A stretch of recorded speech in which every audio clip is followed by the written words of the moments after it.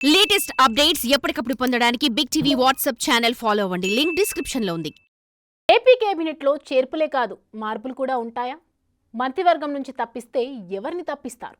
అసలు కూటమి ప్రభుత్వం ఏర్పడిన 6 నెలల కాలంలోనే మార్పులు చేర్పులపై ఎందుకు చర్చ మొదలైంది? కొత్తగా మంత్రివర్గంలో చోటు దక్కించుకున్న వారి పరంగా అంత జరగరాని తప్పులు జరిగిపోయాయా? కేబినెట్లో ఖాళీగా ఉన్న మంత్రి పదవి జనసేన కోటాలో నాగబాబుకి ఫిక్స్ అయింది. ఆయన పదవి బాధ్యతలు స్వీకరించేటప్పుడే సీఎం చంద్రబాబు మంత్రివర్గంలో మార్పులు చేర్పులు చేస్తారా? దానికి సంబంధించి తెలుగుదేశం వర్గాల్లో జరుగుతున్న చర్చ ఏంటి?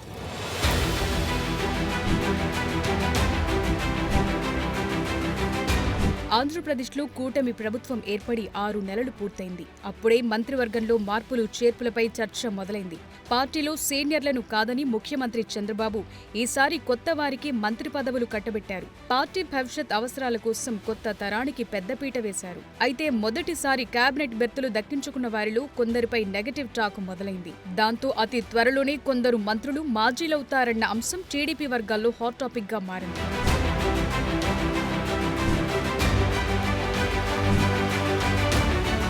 మంత్రివర్గంలో చేర్పుల విషయానికొస్తే జనసేన నుంచి డిప్యూటీ సీఎం పవన్ కళ్యాణ్ సోదరుడు నాగబాబును కేబినెట్లోకి తీసుకుంటారనే క్లారిటీ ఉంది. కేబినెట్ విస్తరణ ఎప్పుడనే అంశం మీద స్పష్టత లేదు. కానీ స్వయంగా చంద్రబాబు పేరు మీద అధికారికంగా తెలుగుదేశం పార్టీ లెటర్ హెడ్ మీదే ప్రకటన విడుదలైంది కాబట్టి కేబినెట్లో నాగబాబు చేరిక ఖాయమే. ప్రస్తుతానికి ఈ విషయంలో వేరే ఆలోచనలకు తావులేదు. అయితే చర్చంతా కేబినెట్లో మార్పుల మీదే జరుగుతోంది. వేటుపడే మంత్రుల జాబితాలో రాంప్రసాద్ రెడ్డి, వాసంశెట్టి సుభాష్, కొండపల్లి శ్రీనివాస్, కొలుసు పార్థసారథి వంటి వారి పేర్లు వినిపిస్తున్నాయి. అయితే ఈ జాబితాలో ఉన్న వారిలో కొందరిని తప్పించడం సామాజిక సమీకరణాల ప్రకారం చూస్తుంటే కష్టమనే అభిప్రాయం వ్యక్తమవుతోంది.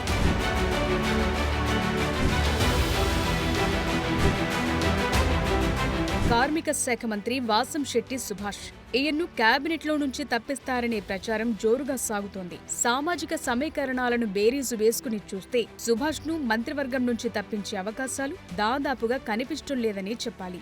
ఉమ్మడి ఉభయ గోదావరి జిల్లాల్లో శెట్టి బలిజ సామాజిక వర్గం నుంచి సుభాష్ కేబినెట్లు ప్రాతినిధ్యం వహిస్తున్నారు.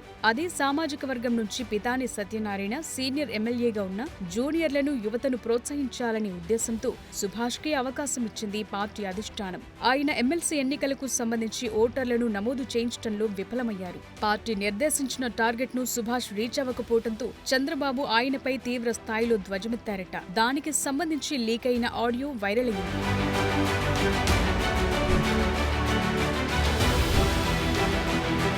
వైసీపీ కార్యకర్తగా ఉంటూ టీడీపీ ఎమ్మెల్యే అయి ఆ తరువాత అదృష్టం కలిసివచ్చి మంత్రి అయ్యారు వాసంశెట్టి సుభాష్.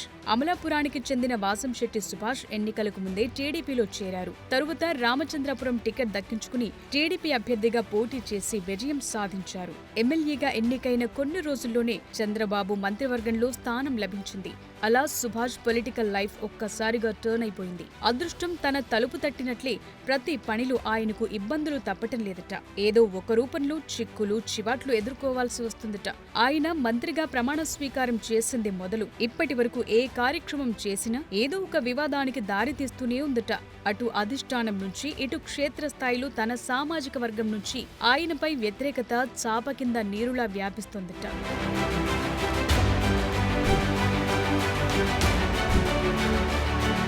ఉమ్మడి తూర్పుగోదావరి జిల్లాలో చాలా మంది సీనియర్ నేతలు ఉండటం, వారికి కాకుండా సుభాష్ కు మంత్రి పదవి ఇవ్వటం ఆ జిల్లాలో ఎవరికీ నచ్చలేదు. దీంతో కేబినెట్ షఫ్లింగ్ జరిగితే సుభాష్ ను తప్పిస్తారనే ప్రచారం జరుగుతోంది. సుభాష్ ను తప్పించడం అంటూ జరిగితే పితానికి ఛాన్స్ ఖాయమంటున్నారు. కానీ ప్రస్తుతమున్న పరిస్థితుల్లో జూనియర్లకు అవకాశం ఇచ్చి చూడాలన్న థియరీ ప్రకారం సుభాష్ ను తప్పించే అవకాశాలు దాదాపు లేవనే చర్చ జరుగుతోంది.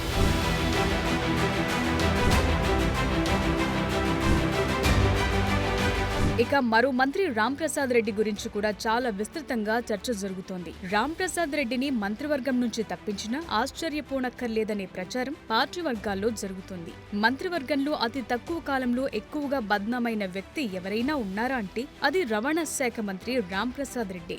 రాంప్రసాద్ రెడ్డి పేషీలో జరిగే వ్యవహారాలపై ఇప్పటికే ఇంటెలిజెన్స్ కన్నేసిందని, ఏసీబీ కూడా రంగంలోకి దిగే అవకాశం లేకపోలేదనే చర్చ గత కొంతకాలంగా జరుగుతోంది.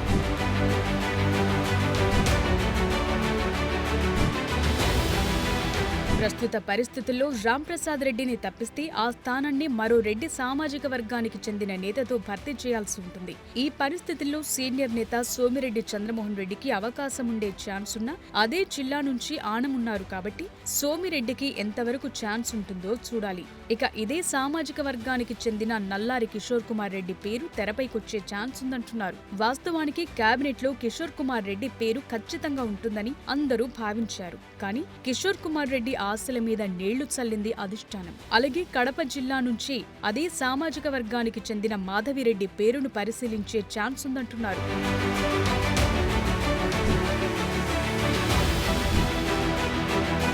ఇక కేబినెట్ నుంచి తప్పిస్తారని ప్రచారం జరుగుతున్న వారిలో మంత్రి కొండపల్లి శ్రీనివాస్ పేరు ఉంది. కొండపల్లి శ్రీనివాస్ పేరు తెర మీదకు రావటానికి కారణం లేకపోలేదు. విశాఖ ఎయిర్పోర్టులో మంత్రి కొండపల్లి శ్రీనివాస్ గురుభక్తిని చాటుకుంటూ బొత్స కాళ్లు మొక్కి ఆశీర్వాదం తీసుకున్నారు. అప్పటి నుంచి ఆయన టీడీపీలో అందరికీ టార్గెట్ అవుతున్నారు. బొత్సను ఓడించిన సీనియర్ నేత తూర్పు కాపు సామాజిక వర్గానికి చెందిన కళా వెంకట్రావును పక్కన పెట్టి అదే సామాజిక వర్గానికి చెందిన కొండపల్లికి మంత్రివర్గంలో స్థానం కల్పిస్తే బొత్సను గురువుగా చెప్తూ ఆయన కాళ్లు మొక్కుతారా అని తెలుగు తమ్ముళ్లు తీవ్ర స్థాయిలో విరుచుకుపడుతున్నారు.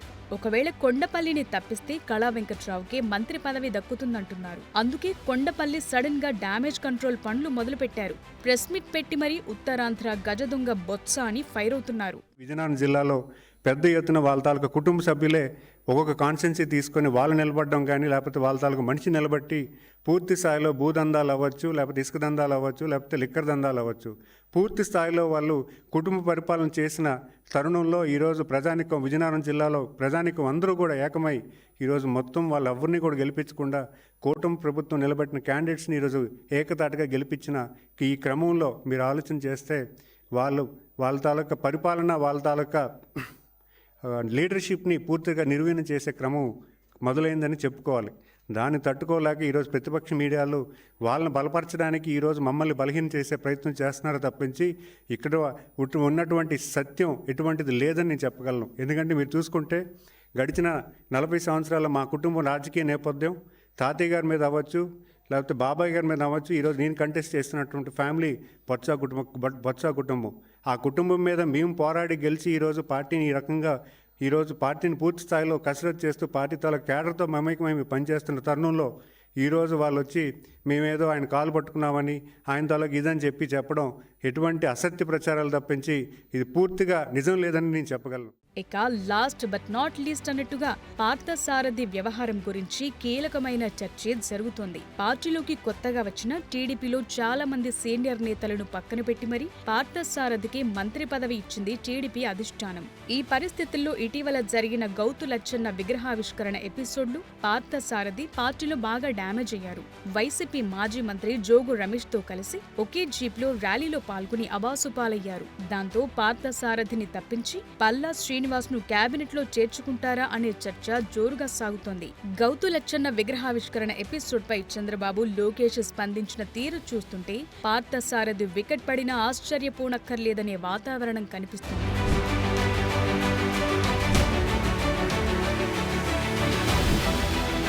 అదలా ఉంటే అసలు ఇంత తక్కువ కాలంలో మంత్రివర్గం నుంచి ఎవరినైనా ఎందుకు తప్పిస్తారు అనేది చూడాల్సి ఉంది. ప్రభుత్వం ఏర్పడి 6 నెలలు గడిచింది. ఈ 6 నెలల కాలంలో మంత్రులుగా వాళ్లకు అప్పగించిన బాధ్యతలేంటి? వాళ్లు నెరవేర్చలేకపోయిందేంటి? అసలు ఇంత త్వరగా మంత్రివర్గంలో మార్పులు చేస్తే ప్రజల్లోకి తప్పుడు సంకేతాలు పంపినట్టవదా అనే అభిప్రాయము కొందరిలో వ్యక్తమవుతోంది.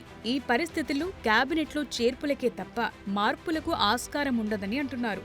కేబినెట్లో ఓ సీట్ ఖాళీ ఉంది కాబట్టి, నాగబాబుకు హామీ ఇచ్చారు కాబట్టి అక్కడికే పరిమితమవుతారనే వాళ్లు లేకపోలేదు. ఏదేమైనా అతి తక్కువ కాలంలో మంత్రివర్గంలో మార్పులు చేర్పులపై ఈ స్థాయిలో చర్చ జరగటం గతంలో ఎప్పుడూ లేదనే అభిప్రాయం వ్యక్తమవుతోంది.